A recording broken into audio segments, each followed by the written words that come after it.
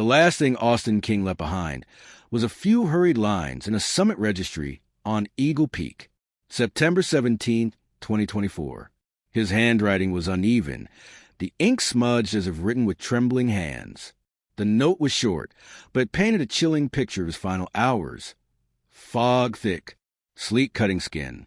Can't feel my fingers. Wind pushing me sideways. Don't know how much longer I can hold on. For investigators, that entry became both a vital clue and a haunting artifact. It was the only direct evidence of what happened to him on the mountain. No texts, no calls, no photos posted after he set out, just a fragment of desperation, recorded at nearly 11,000 feet, in a place where storms can roll in with little warning and visibility can vanish in minutes. Eagle Peak is Yellowstone National Park's highest summit. Remote and demanding, the trail is long, steep, and unforgiving. In good weather, the hike is strenuous but manageable for those with experience. In bad weather, it becomes something else entirely, a gauntlet of exposure, where a sudden drop in temperature or an unrelenting squall can turn survival into a question of minutes. Rangers describe it as a place that makes its own weather. Clouds drop low, hail pelts down without warning, and wind strong enough to knock a grown man sideways rake across the ridges. Austin King had set out alone that morning. He was 22 years old, a seasonal concession worker spending the summer inside the park. By all accounts, he was healthy, capable, and familiar with Yellowstone's trails. But on that September day, as temperatures plummeted and visibility dropped to near zero, something went terribly wrong. The summit registry where he wrote those words was found during the search that followed his disappearance. His campsite was located as well. Tent intact, stove and food still inside, backpack and other belongings neatly arranged. But Austin himself was gone. It is that contradiction, the presence of his gear but the absence of his body, that has made the case so unsettling. In most wilderness tragedies, there is eventually resolution. Remains recovered, cause of death determined, a final chapter written. For Austin, the story stopped mid-sentence. His words remain in the summit log, frozen in time, while the mountain offers no further explanation. When news of the note broke, the public response was immediate. It was not just another missing person case buried in the statistics of national park disappearances. The detail of his final words, raw, vivid, almost cinematic, gave the story weight. It was easy to imagine him up there, battered by sleet and blinded by fog, trying to steady his hand against the registry while the storm raged around him. Easy to imagine and impossible to forget. For search and rescue teams, the note carried grim implications. Hypothermia can set in quickly in such conditions. The loss of dexterity in the fingers is often the first sign, followed by confusion, fatigue, and disorientation. Rangers understood what Austin was describing. A young man entering the critical stages of cold exposure at high altitude, alone and far from help. And yet, despite exhaustive efforts, no trace of him was ever found. Helicopters scanned the ridgelines. Dogs tracked his scent until the trail simply ended. Crews fanned out across valleys and creeks, braving the same punishing weather that had forced Austin to write his last words. Nothing, for weeks. The only certainty was a note. It stood as the first and last piece of evidence, a final message from a hiker vanishing into Yellowstone's vast silence. And it set the stage for the mystery that would follow, a case where the only narrative comes from Austin himself, and where the mountain has withheld every other answer. When news of Austin King's disappearance first broke, the headlines led with his age. 22-year-old concession worker vanishes on Yellowstone hike. But behind the headline was a young man who, like thousands of seasonal employees before him, had come to the park chasing both a paycheck and a kind of freedom. Austin had grown up in the Midwest, the son of a public school teacher and an electrician. Friends described him as even-tempered, curious, someone who preferred long days outdoors to screens and crowds. College hadn't called to him the way it did to others his age. Instead, he gravitated towards seasonal work. Ski towns in the winter, national parks in summer, jobs that paid modestly but gave him access to the wild places most people only visit for a week. In the spring of 2024, he arrived in Yellowstone, hired by one of the private concession companies that handle lodging and food services inside the park. His tasks weren't glamorous. Stocking shelves, cleaning, helping serve guests in the lodge cafeteria. But the work put him at the doorstep of some of the most dramatic wilderness in America. Co-workers remembered him as reliable, if quiet. He wasn't the type to stir up drama in the dorm-style housing where seasonal staff lived shoulder to shoulder. Instead, he spent off days studying maps, talking to rangers about trails, and methodically planning longer treks. Hiking, they said, was where he lit up. He was serious about it. One colleague recalled. Not reckless, not cocky. He'd go alone sometimes, but he always checked weather and routes. That detail is what makes his final hike so confounding. Austin wasn't ignorant of Yellowstone's dangers. He knew about sudden storms, unpredictable wildlife, and the thin margin of error in high country travel. He carried gear and left plans with co-workers. By most accounts, he was cautious, the kind of hiker who prepared. His family, back home, had mixed feelings about his lifestyle. His mother worried about the unpredictability of seasonal work, the lack of long-term stability. His father admired his independence, even if he wished Austin would settle down. He just wanted to live on his own terms, his sister later told reporters. He wasn't afraid of hard work, but he wanted it to mean something. For him, that meant being close to the outdoors. In the weeks before his disappearance, Austin had been talking about Eagle Peak. At 11,358 feet, it is Yellowstone's highest summit. Not as well known as the geysers or the Grand Canyon of the Yellowstone, but a formidable climb for those who attempt it. Few visitors ever make the trek. The approach is long, the elevation gains steep, and the trail remote. It appealed to Austin as both a challenge and a kind of pilgrimage. To summit Eagle Peak was, in his words, to stand above Yellowstone itself.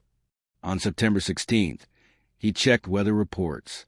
A system was moving in, but forecasts for the lower elevations didn't appear catastrophic.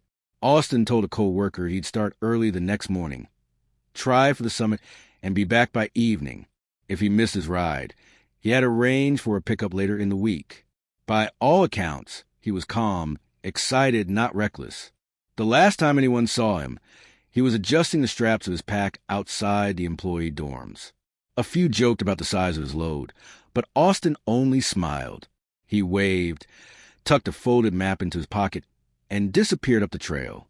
That was the last sighting before the storm rolled in, the last ordinary image before his name was added to the long, uneasy list of those who entered the Yellowstone backcountry and never returned. For investigators, building Austin's profile mattered. Understanding who he was, how he prepared, what risks he would or wouldn't take, all offered potential clues. But in the end, the picture that emerged was of a young man who knew enough to respect the dangers he faced, and who set out that morning not into recklessness, but into a fate no one would foresee. The morning of September 17th began quietly inside Yellowstone's Canyon Village. Autumn was already edging into the park.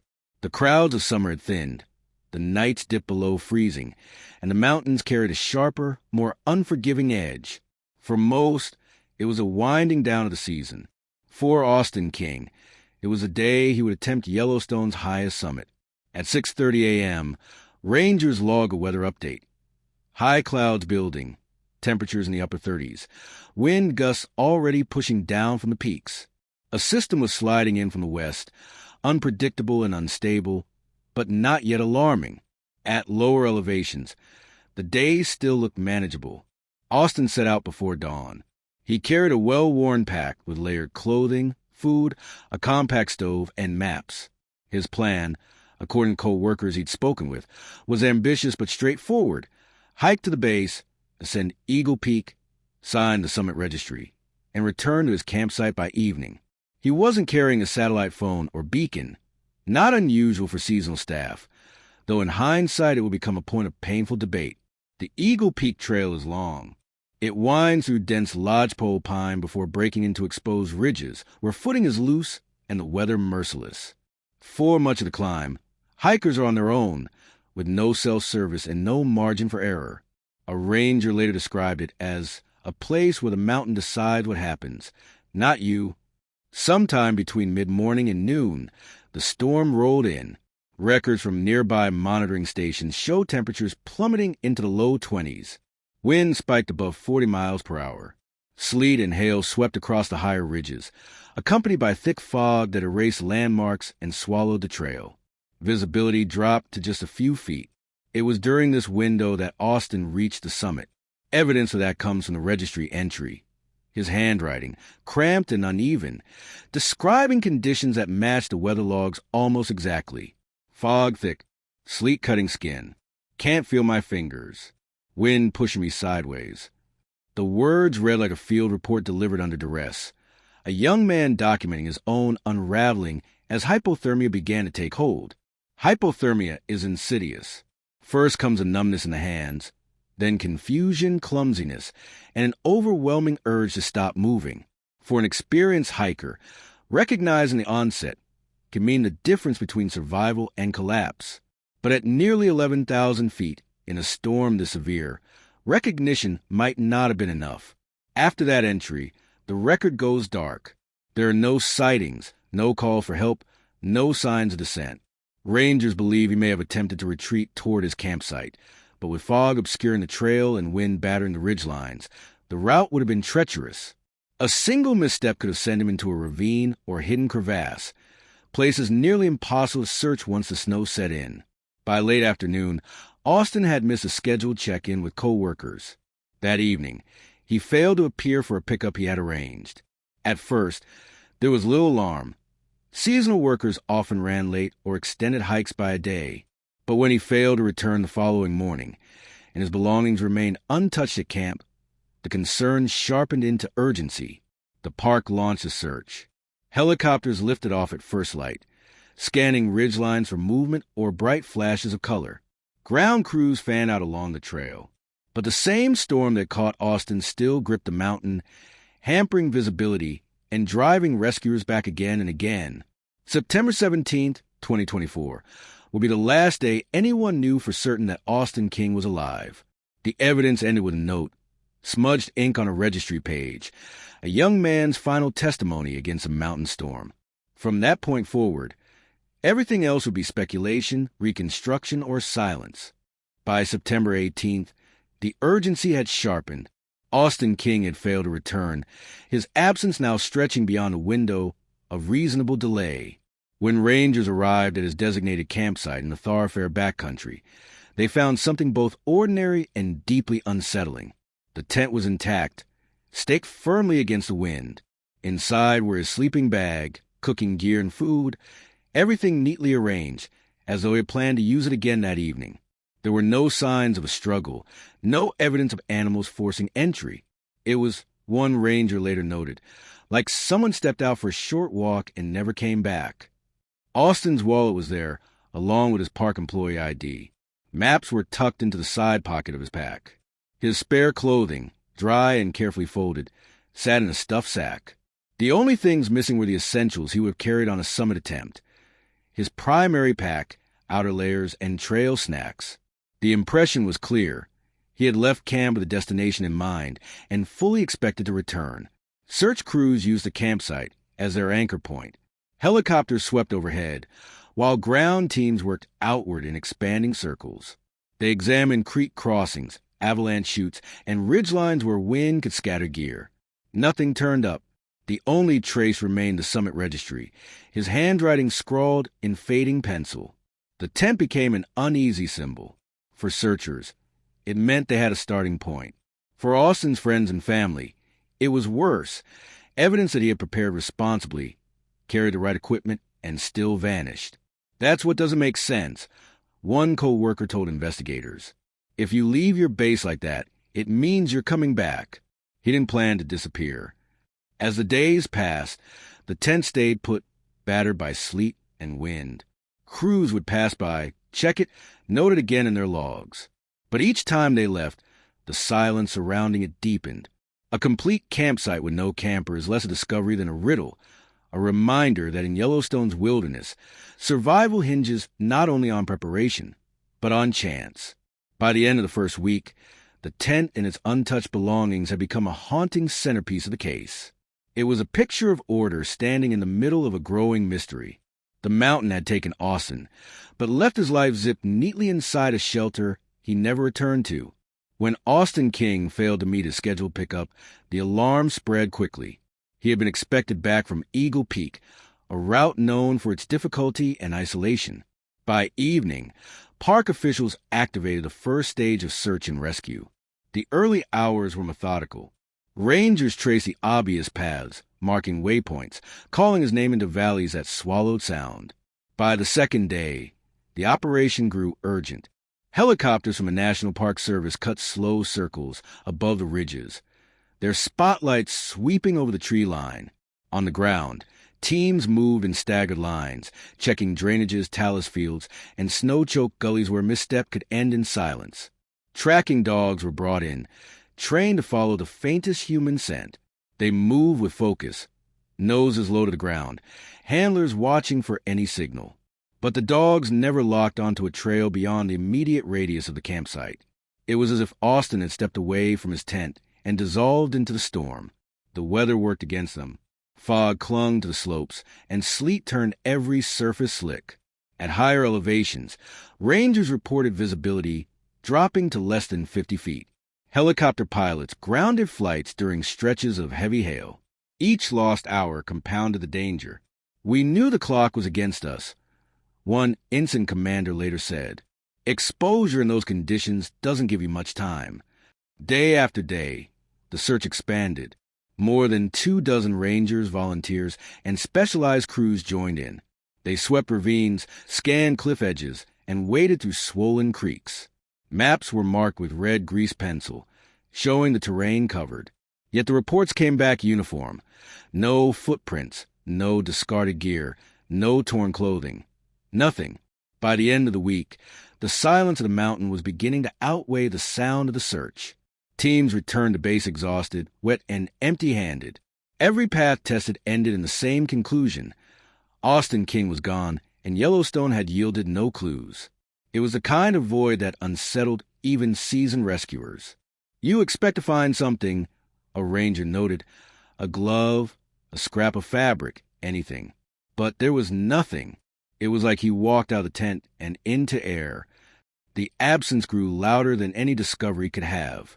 In the language of search operations, a subtle change carries enormous weight. For days, Yellowstone officials had spoken of rescue. The word implied urgency, the chance of pulling someone back from the edge. But as hours turned to days, and days stretched toward a week, the tone shifted. Press briefings became careful. Reporters were told that teams were now conducting a search and recovery operation. To the public, it sounded procedural, a matter of phrasing. To the Rangers, it meant something far heavier. They were no longer expecting to find Austin King alive. The official incident reports reflect that pivot in stark terms. On September 24th, 1 week after Austin's disappearance, an internal status update noted, "Probability of survival considered minimal. Focus adjusted to recovery of remains or evidence." The words were clinical, but the meaning was final. Families often describe that moment as the point hope fractures. For Austin's parents, who had been waiting at Yellowstone's base camp, the shift in language was devastating. They had been told that resources were still mobilized, helicopters still flying when weather allowed, search grids still expanding. But the word recovery hung heavier than all of it. Media coverage amplified the change. Local outlets in Wyoming ran headlines. "Search enters recovery phase for missing Yellowstone worker." National news picked up the story briefly, framing Austin as one more entry in the quiet tally of those lost in America's wilderness. His name now carried the weight of statistics. A missing concession worker, presumed dead, his body unrecovered. Behind the press releases, the operation continued, but with muted energy. Crews cycled out, volunteers dwindled. Funding, time, and morale have limits, even in the most publicized cases. Yellowstone has seen this before. A disappearance that commands headlines for a week, then fades into memory, leaving families with more questions than answers. What remained constant was the mystery. The storm Austin described in his summit note had been real, confirmed by weather logs. His campsite was real, his gear intact. And yet, with dogs, aircraft, and trained rangers searching mile after mile, not a single thread of evidence beyond those artifacts had been recovered. It was, as one official later admitted off record, the kind of case that keeps you up years later, because recovery is the one thing you can usually promise. Here we had nothing. The search entered silence. The mountain, once full of voices calling Austin's name, closed back on itself. When the search yielded nothing, speculation filled the void. Official reports offered one framework: hypothermia. Rangers noted the storm Austin himself had described: sleet, fog, hail. In such conditions, even experienced hikers can deteriorate quickly. Numb fingers mean zippers go unopened, gloves slip away, and judgment falters. Disoriented, he could have wandered downslope, hidden from sight in timber or talus. That was the most logical theory, yet it had gaps. Hypothermia victims usually leave a trace, clothing shed in confusion. A body eventually recovered by chance. Here, there was nothing. Another theory: a fall. Eagle Peak is surrounded by sheer cliffs and loose rock. A slip in low visibility could have carried him into a ravine or crevasse, his body concealed beneath snow or debris. Rangers mapped these hazards carefully. Still, days of aerial surveys and ground sweeps uncovered no evidence. If he fell, he vanished into the kind of place we may never reach, one searcher said. Wildlife entered the discussion, though reluctantly. Yellowstone is grizzly country, home to predators and scavengers. Some whispered the possibility that remains have been taken, scattered beyond recognition, but the campsite's untouched supplies argued against it.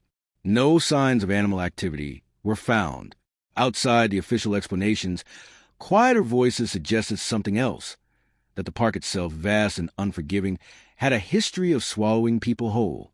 Yellowstone, like other national parks, hold a record of disappearances: hikers, hunters, even children, whose traces remain absent decades later. For families, these vanishings become legends, carried in online forums, whispered in documentaries. Austin's case fit too neatly into that pattern. A final message etched in the summit register: a storm that rolled like a curtain and then absence. Sometimes, one volunteer mused, the wilderness doesn't just kill you, it erases you. No single theory resolved the contradictions. Hypothermia, a fall, wildlife, or something more intangible.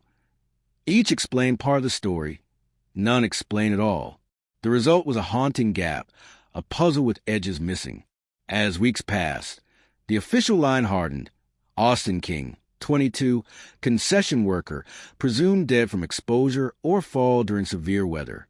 Case closed in paperwork, if not in truth. Yet in the fog of Eagle Peak, the questions remained unanswered. Yellowstone is America's first national park, a place celebrated for its geothermal wonders, towering peaks, and wildlife that roams with prehistoric indifference. But within its 3,472 square miles lies another reputation, one less printed on brochures. Yellowstone, like many wild landscapes, has a history of swallowing people whole. When Austin King vanished in 2024, he joined a ledger older than the park itself, a quiet register of disappearances, accidents, and mysteries that never fully closed. The wilderness does not always return what it takes. The terrain around Eagle Peak offers a brutal education in how quickly a human body can be hidden. Ridges break into cliffs, gullies twist into drainages that narrow into stone funnels. Snow can drift 10 feet deep in shadowed cuts. Rivers, fed by glacial melt, can rise suddenly, pulling anything into currents that grind against rock. A storm lays its own erasure. Sleet conceals footprints. Fog erases landmarks. Hail blinds the horizon. Rangers know this pattern intimately. In interviews, many describe the same frustration: how even intensive, multi-day search, with helicopters and dogs, can return empty. The park is vast beyond comprehension, one ranger explained. You think you've covered a grid, but one boulder field or ravine can hide everything. In Yellowstone, time becomes an accomplice. Snow arrives early and lingers late.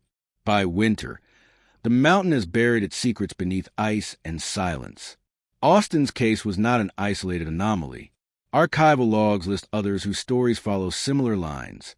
In 1981, a backpacker was reported missing near Heart Lake. Despite weeks of searching, only fragments of gear were later discovered. No remains. In 1994, a hunter disappeared during an early October snowstorm. His rifle was recovered leaning against a tree, but the man himself was never located. Ranger reports from 2004 mention a hiker last seen heading toward the thoroughfare region, one of the most remote parts of park. Helicopters, horseback teams, and boats scoured the valleys for nearly 2 weeks. No sign was ever found. Each of these cases drew local attention, then faded into the long memory of the park. "It happens more than people realize," said one retired ranger. "Most are accidents with explanations, but the ones with no trace, those are the ones that stick." Official statistics reinforce the scale. Yellowstone sees over 4 million visitors annually. Most emergencies are resolved. Rescues from falls, injuries treated, lost hikers recovered. But the National Park Service maintains records of unresolved disappearances. Individuals declare missing, presumed dead, yet never conclusively found. Across the U.S. park system, these cases number in the hundreds. Yellowstone's geography makes it a focal point. Its sheer size, combined with unpredictable weather and predator populations, creates the perfect environment for vanishing. "The park doesn't need to hide people," a veteran SAR coordinator remarked. "It's simply indifferent. Indifference is enough." For families of the missing, that indifference can feel like agency, as though the land itself resists closure. Online forums and documentaries amplify this perception, framing Yellowstone and other parks as places where people are taken rather than merely lost. Theories range from the plausible to the outlandish. Hidden caves, thermal features that consume remains, or forces that defy explanation. One volunteer searcher described a sensation after days combing Eagle Peak. "You start to feel like the mountain doesn't want you to find him. You're looking, you're doing everything right, but it's like being in a house that rearranges its walls." Even without supernatural speculation, the facts themselves carry weight. Yellowstone contains more than 10,000 geothermal features. Its rivers carve miles of canyons. Its weather systems shift in minutes. Against that scale, a single human body can disappear without resistance. Wilderness disappearances shape memory differently than urban tragedies. There are no crime scenes, no fingerprints, no surveillance footage. Only a date, a name, and an absence. Over time, the absence becomes a story. The case of Dennis Martin in 1969, a 6-year-old boy who vanished in the Great Smoky Mountains, is often cited in discussions of national park disappearances. Despite one of the largest search efforts in park history, Dennis was never found. Decades later, the mention of his name still carries a chill. Austin King's disappearance echoes that same template, though separated by decades and geography. A storm, a search, a silence. The unresolved status that leaves a family suspended. For Austin's parents, this history offers no comfort. Patterns do not explain why their son's note remains the last record of him. For them, the absence is personal, intimate, unbearable. "It doesn't matter how many others have gone missing," his father reportedly told a journalist. "This isn't a pattern. This is my son." Yet the pattern is what haunts investigators and the public alike. Each unresolved case layers upon the others, creating an impression of a wilderness that accumulates the lost, an invisible population, unburied but unreachable. When search teams stood down in Austin's case, Yellowstone resumed its silence.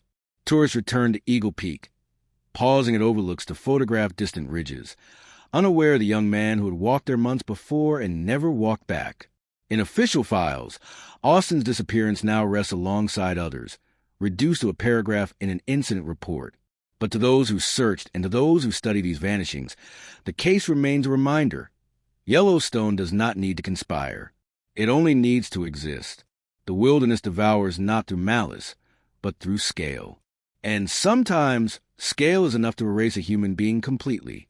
For all the data, maps, and official language of search and recovery, the disappearance of Austin King was never just an incident file.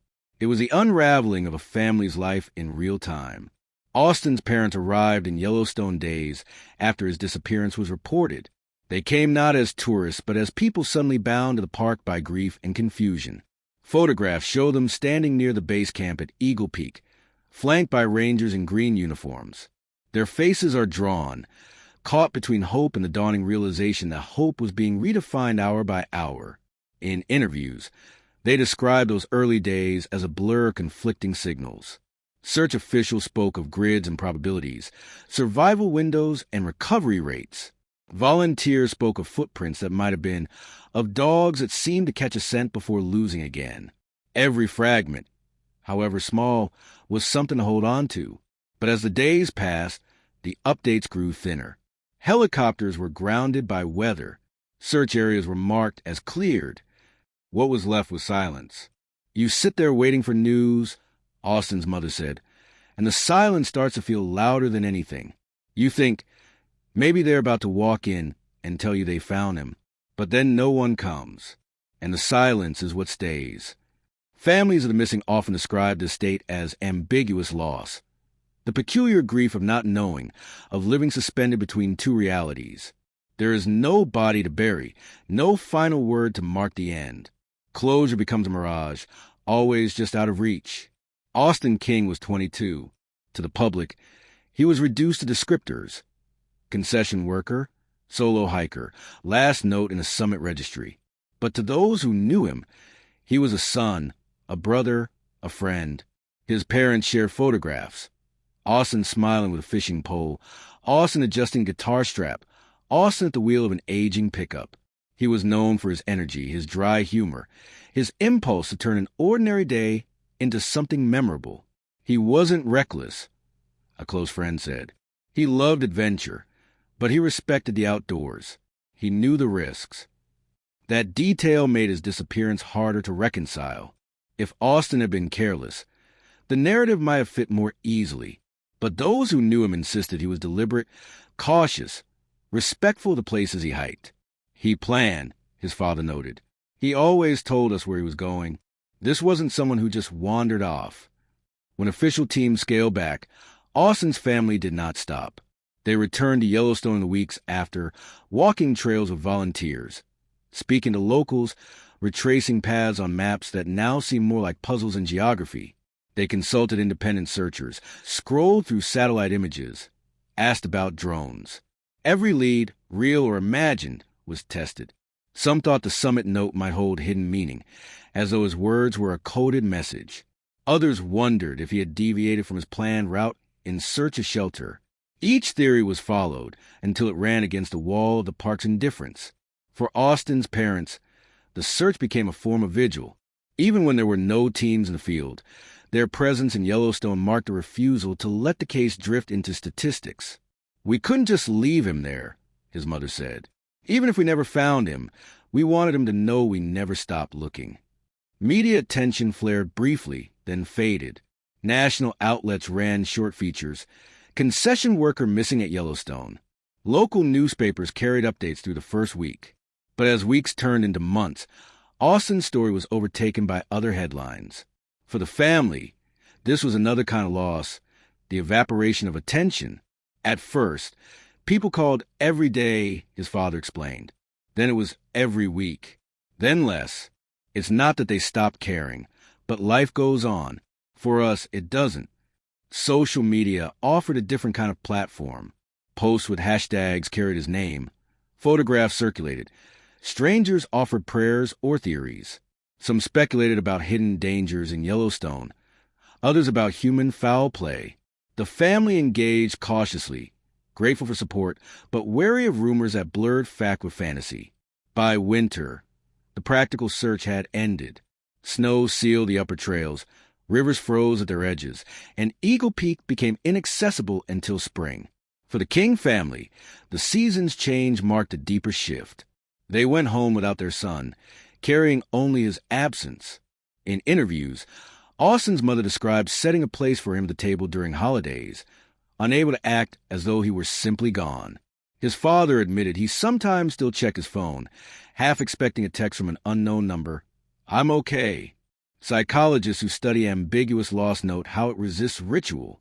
With no remains, families struggle to perform funerals, write obituaries, or mark anniversaries. Instead, they live in a prolonged state of suspension. It's like trying to grieve a ghost, one expert explained. For search teams, Austin's disappearance was one case among many. For Yellowstone, it was another unresolved file in a century of history. But for his family, the loss defined every day. His younger sister spoke quietly at a vigil held months later. "I don't want him to be remembered as just a missing hiker. He was more than that. He was the funniest person I knew. He was ours." That is a cruel arithmetic of wilderness disappearances. The state files a report, the headlines fade, but the family remains caught in a loop of not knowing. As of the 1-year mark, Austin King's case remained open but inactive. The official language read, "Missing, presumed deceased, remains unrecovered." For his family, those words were both recognition and betrayal, an acknowledgement of loss without the dignity of closure. And so they kept vigil, returning to Yellowstone when they could, walking the trails he walked, speaking his name aloud in places where the mountain had offered no reply. "Until we have proof," his father said, "we can't let go. And even then, I don't think we will." At dusk, Eagle Peak is a place of contrasts. The ridges flame briefly in the last light before surrendering to shadow, and the winds that scour the summit drop into sudden stillness. It is here, in this stark boundary between day and night, that the final known words of Austin King remain etched into the summit registry. A young man describing fog so thick he could barely see, hail pelting from all sides, his fingers numb, a voice caught in paper, preserved against the elements, though the man himself was never found. That note is the last evidence the world has of him. The tent was recovered, the stove left in place, his gear arranged as though he intended to return. But he never did. The search stretched across days, then weeks. Helicopters swept valleys, dogs scoured ridges, rangers fanned out into storm-worn slopes. Each returned empty-handed. The absence hardened into official language. Presumed deceased, remains unrecovered. For investigators, the unanswered questions remain practical. Did he descend the wrong slope in a wideout and vanish into a chute too dangerous to search? Did hypothermia strip away his ability to make choices, leaving him adrift until the mountain took him? Did the weather mask his trail so completely that even the most experienced trackers were left without direction? Each theory has merit, but none have proof. For his family, the questions are heavier, more personal. They have replayed his final hours in countless versions, imagining different outcomes, bargaining with what-ifs. If the storm had come later, if he had waited at camp, if the pickup had been scheduled a day sooner. These are the spirals of ambiguous loss, where grief has no clear target. And yet, beneath the theories and grief lies something simpler, Yellowstone itself. A park that spans nearly 3,500 square miles, a land of deep canyons, sweeping plateaus, forests that stretch unbroken for miles, and storms that descend with little warning. In such a place, a single body can vanish without resistance. The wilderness requires no malice, no conspiracy. Its scale alone is enough. The history of the park reinforces this truth. Across decades, names are added to the quiet ledger of the missing. A backpacker near Heart Lake in 1981, a hunter in 1994, a hiker in the thoroughfare in 2004. Each case began with urgency, then ended with silence. Families left with nothing to bury, rangers left with maps covered in red grease pencil and no answers. The files sit in archives, reduced to incident reports and case numbers. Yet behind each number is a family still waiting. Austin's disappearance now stands among them, indistinguishable in form, but sharp in its immediacy. He was young, familiar with the park, not reckless, not lost in arrogance. He carried the gear, left his route known, followed a path many had walked before him. What sets his case apart is not the conditions, but the void left behind, the absence of evidence, the clean campsite, the silence where some trace should have been. The wilderness, in this framing, becomes not just backdrop, but participant. It swallows without trace, conceals without explanation, resists the human need for resolution. Some rangers, speaking years after their last searches, admit the lingering weight. They can reconcile death in the backcountry, a fall, a bear attack, hypothermia, because those leave remains, proof, closure. But the cases where nothing returns gnaw at them. One retired ranger put it plainly: we can accept tragedy. What we can't accept is silence. For the King family, the silence is now permanent. Holidays come and go. His name surfaces in anniversaries and in the brief media features that revisit America's missing. His photographs, released by the family, circulate online. A smiling young man with a backpack, another face in the gallery of those who went into wilderness and never came out. The images serve as reminders that behind every case file is someone loved, someone expected home. Yet Yellowstone itself carries on, unchanged. Tourists still climb Eagle Peak, still sign the summit register, still remark on the views. They walk past a page that holds Austin's final words, perhaps pausing at the note, perhaps not. The mountain does not differentiate. It holds a registry the way it holds everything else. Stone, wind, snow, silence. The unresolved nature of the case leaves it in a liminal space. Not crime, not accident, not legend, but something in between. For some, it is proof of the wilderness's vast indifference. For others, it hints at the possibility that there are places where human understanding falters, where explanation dissolves as easily as footprints in hail. Austin King's story, then, becomes more than a disappearance. It is a reminder of how thin the line between presence and absence can be in the backcountry. One day a young man climbs a trail, alive, laughing, adjusting the straps of his pack. Hours later, he writes of fog and numb fingers. After that, nothing. A single turn of weather, and the boundary between the living and the missing is crossed. The official record ends there. His name joins those listed as unresolved. His family continues their vigil, refusing to release him fully to the wilderness, even as the park keeps its silence. The last known evidence of his existence remains the words in that summit registry, a testimony scrawled in difficult weather, preserved in ink as the man himself was erased. And so Eagle Peak keeps its secret. The mountain stands as it always has, unmoved, unanswering, its slopes scarred by storms, its ridges framed by wind. The note endures, a ghost of a voice in a place too vast to echo. What happened beyond those words is known only to the wilderness, and the wilderness does not speak.